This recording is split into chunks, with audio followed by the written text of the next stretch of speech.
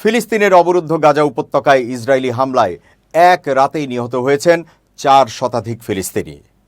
যুদ্ধবিরতি লঙ্ঘন করে চালানো বর্বর এই হামলায় নিহত ফিলিস্তিনিদের অনেকেই নারী ও শিশু। এমন অবস্থায় গাজায় ইসরায়েলের নারকীয় এই তাণ্ডবের বিষয়ে প্রতিক্রিয়া জানিয়েছেন জাতিসংঘের মহাসচিব অ্যান্থনিও গুতেরেস। গাজায় ইসরায়েলি বিমান হামলায় তিনি ক্ষুব্ধ বলেও জানিয়েছেন। একই সঙ্গে যুদ্ধবিরতি মেনে চলতেও আহ্বান জানিয়েছেন জাতিসংঘের এই মহাসচিব। বুধবার ১৯ মার্চ এই তথ্য জানিয়েছে সংবাদ মাধ্যম আল জাজিরা। সংবাদ মাধ্যমটি বলছে, গাজায় ইসরায়েলি বিমান হামলায় তিনি ক্ষুব্ধ বলে জানিয়েছেন জাতিসংঘের মহাসচিব অ্যান্থনিও গুতেরেস।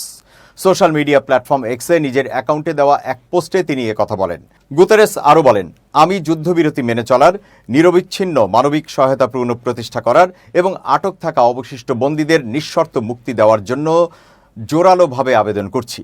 অবশ্য গাজায় ইসরায়েলের নতুন করে বোমাবর্ষণের নিন্দা জানিয়েছে বিশ্বের অনেক দেশের সরকার এবং বিভিন্ন মানবিক সংস্থা। আর এই নিন্দা ও সমালোচনার মধ্যেই ইসরায়েলের চালানো হামলায় গাজায় আরও এক নারী ও তার শিশু নিহত হয়েছেন বলে খবর পাওয়া গেছে।